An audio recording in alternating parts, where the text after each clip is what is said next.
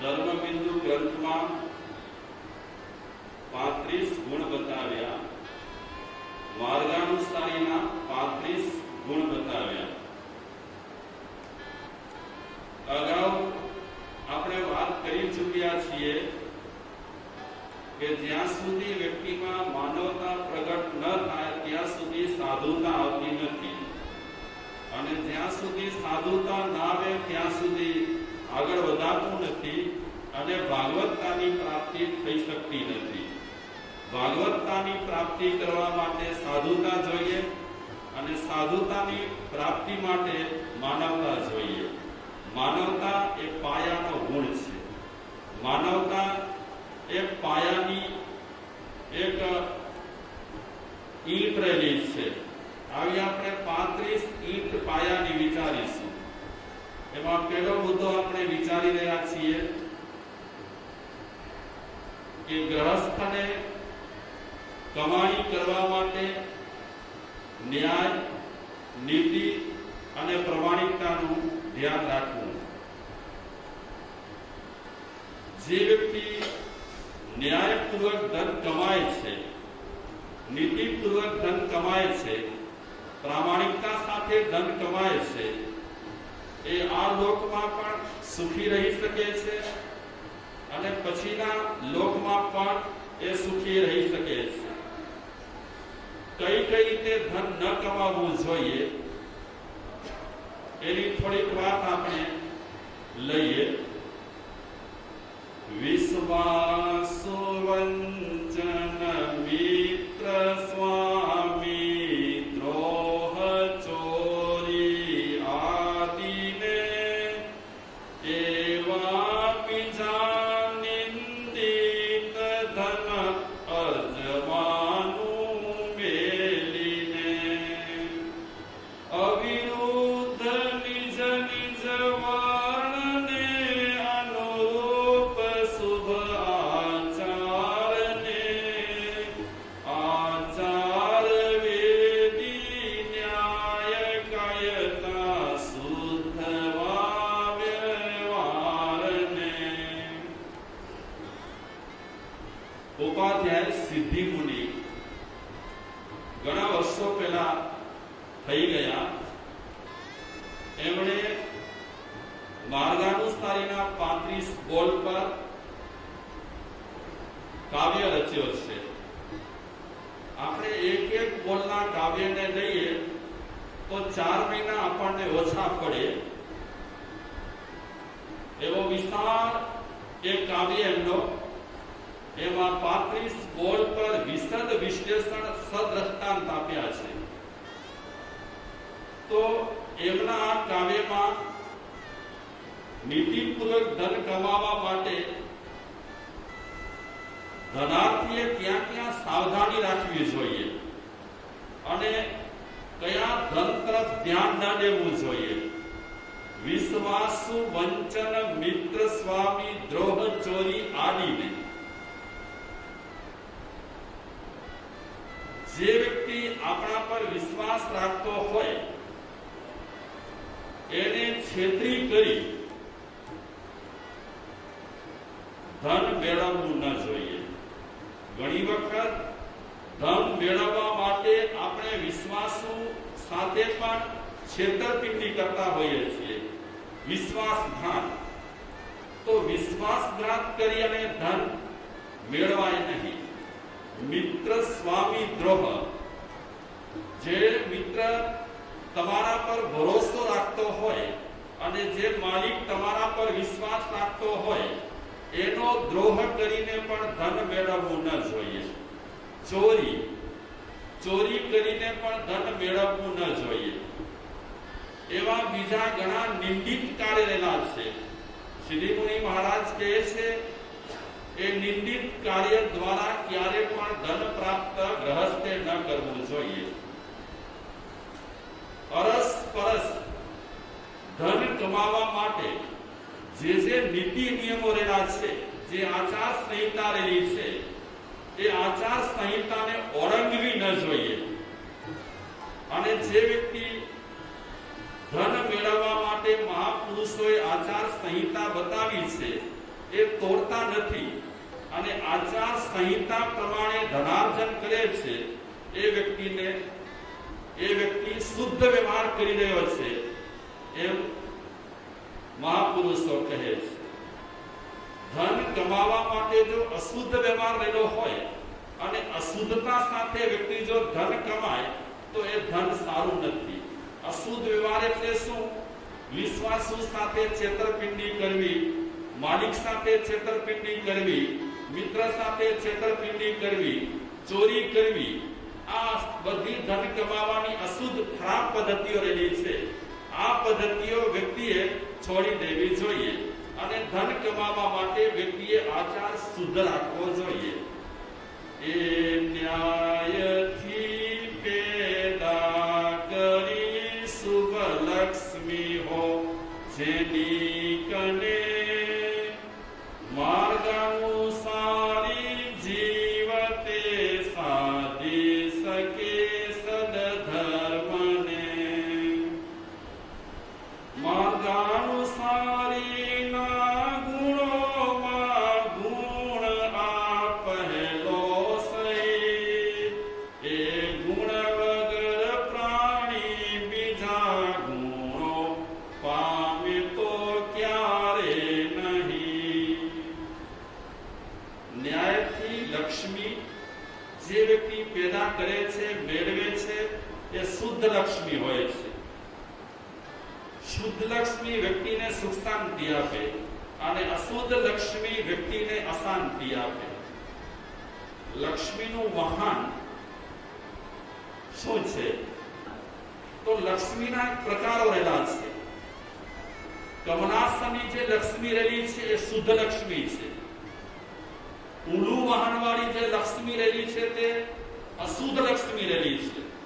અશુદ્ધ માર્ગેથી આવે, ખરાબ માર્ગેથી આવે અને ખરાબ માર્ગે ચાલે. કમલાસની જે લક્ષ્મી રહેલી છે સારા માર્ગેથી આવે અને વપરાય પણ સારા માર્ગે.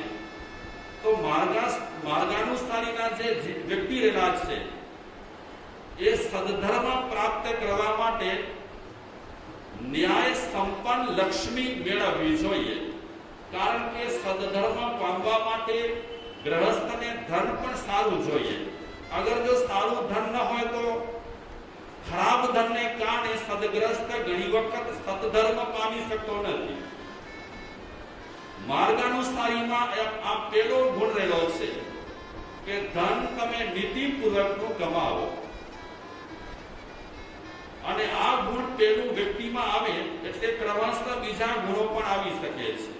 આ એક દુર્ગુણ આવે, આ ખરાબ એક ગુણ આવે, અનિતિથી લક્ષ્મી કમાય, અપ્રામાણિકતાથી લક્ષ્મી કમાય, એના કારણે બીજા પણ દુર્ગુણો આવે. આજે આપણે જગત તરફ દ્રષ્ટિ કરીએ છીએ અને જોઈએ છીએ તો આપણને દ્રષ્ટાંતો મળી રહ્યા છે કે વ્યક્તિ નીતિ ચૂકી કરી અને પૈસો મેળવી રહ્યો છે, અપ્રામાણિકતા સાથે પૈસો મેળવી રહ્યો છે અને એના પરિણામ પણ એ ભોગવી રહ્યો છે. શાયર અકબર એની એક સરસ મજાની પંક્તિઓ છે.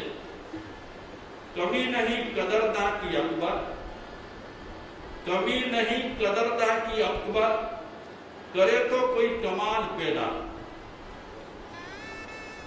આ શેરમાં કહે છે અકબર કવિ, અકબર બાદશાહ નહીં, અકબર કવિ કહે છે કમી નહીં કદરદાન કી,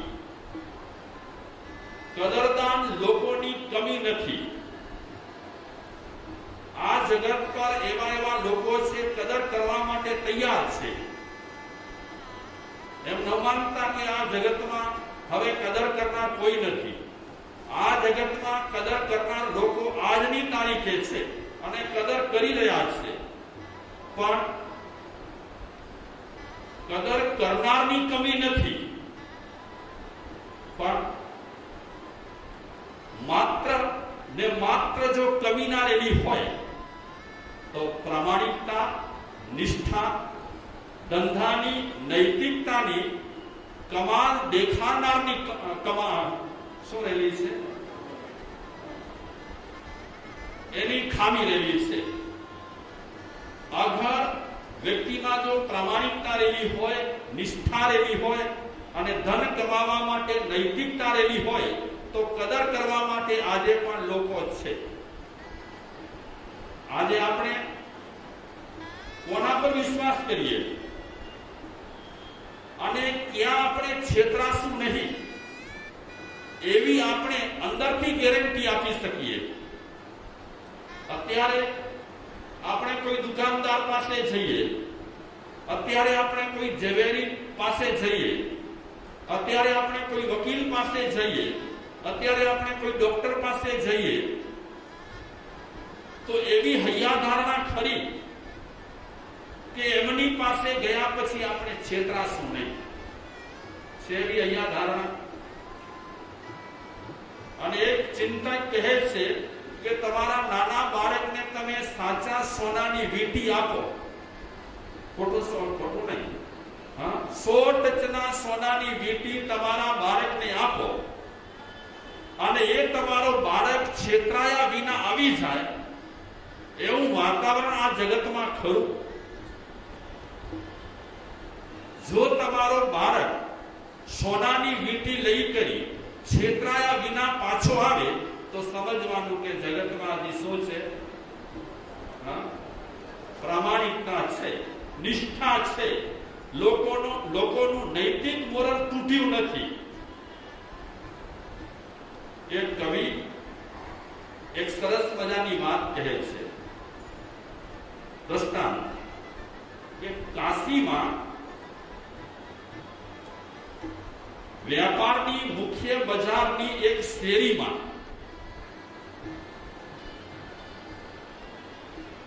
એક દુકાન હતી અને એ દુકાનમાં એ ભાઈ જીવન જરૂરિયાતની બધી ચીજો રાખતો. 2 દિવસ પહેલા મેં એક વ્યક્તિનું નામ લીધું હતું, એનો આ પ્રસંગ છે. આ પ્રસંગ જ્યારે આપણે સાંભળીશું, વિચારીશું ત્યારે ખબર પડશે કે વ્યક્તિમાં નિષ્ઠા હોય તો આજે જગત કદર કરે છે. તો આ કદરદાનીનો એક દાખલો છે. ભલે મર્યાદામાં સંખ્યા રહેલી હોય પણ લોકો આવી શકે છે અને કદર કરી શકે છે. તો એ વ્યાપાર જે બજારમાં ધમ ધોકારે ચાલતું હતું એ બજારની શેરીમાં ગલીમાં એક દુકાન લેલી હતી. એ વ્યક્તિ જીવન જરૂરિયાતની બધી ચીજો રાખતો. એની આસપાસ બીજી દુકાનો હતી અને એની આસપાસ જેટલી દુકાનો હતી, ઝવેરીની દુકાન હતી એકદમ સરસ મજાની ટનાટન ડેકોરેશન વાળી. એની બાજુમાં રેશમી વસ્ત્રની એક દુકાન હતી, એટલી શણગારેલી. એની બાજુમાં મીઠાઈ વાળાની દુકાન હતી, એમાં પણ ડેકોરેશન એકદમ સરસ મજાનું હતું. પણ જે ભાઈની વાત આપણે કરી રહ્યા છીએ એ ભાઈની દુકાન સ્વચ્છ, સુઘડ અને ડેકોરેશન વગરની. પણ માણસો ખેંચાઈને એની દુકાને આવતા હતા.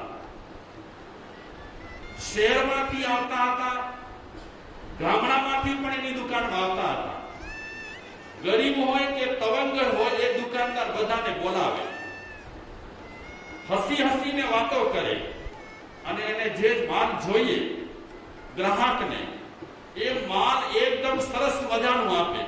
જરા પણ એ માણસનું નૈતિક ધોરણ તૂટેલું ન હતું. નિષ્ઠા સાથે વેપાર કરતો હતો. આ કાશીમાં વર્ષો યાત્રિકો આવતા, પણ એક દાયકો નીકળ્યા પછી રેશમી વસ્ત્રની દુકાન વાળો વ્યક્તિ આજે રેકડી ચલાવતો હતો. રેકડી હોય ને, અને એ રેકડી પર માલ નાખી કરી અને વેચતો હતો.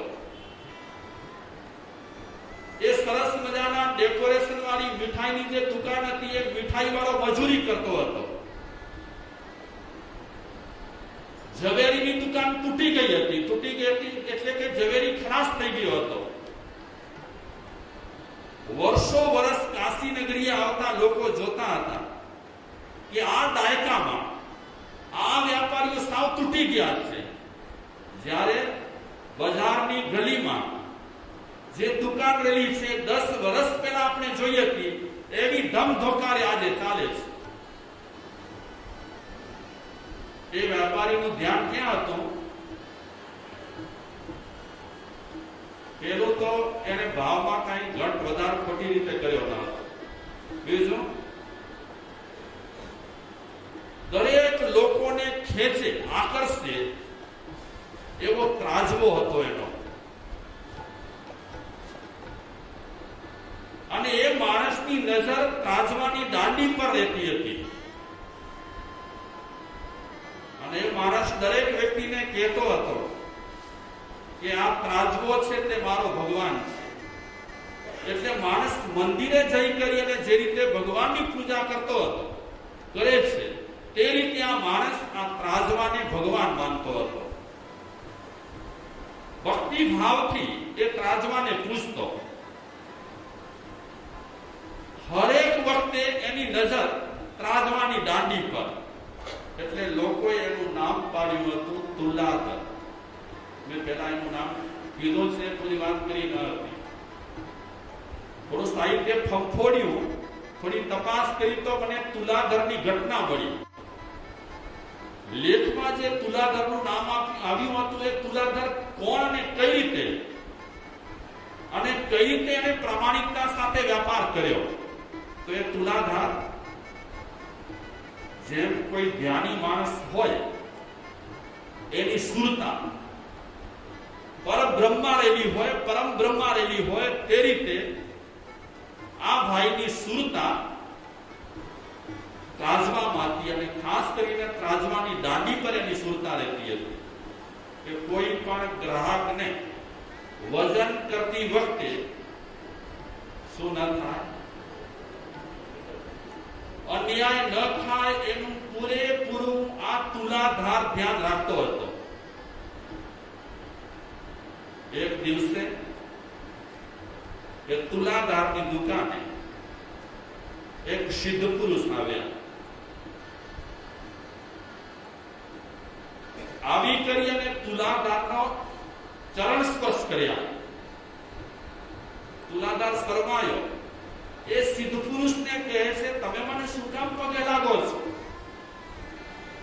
નથી હું સાધુ, નથી હું મહાત્મા, નથી હું સિદ્ધ પુરુષ, એક ગ્રહસ્થ રહેલો છું. તમે તો મહાત્મા રહેલા છો, મને શું કામ પગે લાગો છો? એ મહાત્માએ કીધું કે તારી પાસે રિદ્ધિ પણ છે અને તારી પાસે સિદ્ધિ પણ છે. અમે મહાત્મા બને છીએ, પણ તે જે સાધના કરી છે અને તું જે સાધના કરી રહ્યો છે એવી સાધના અમારી નથી.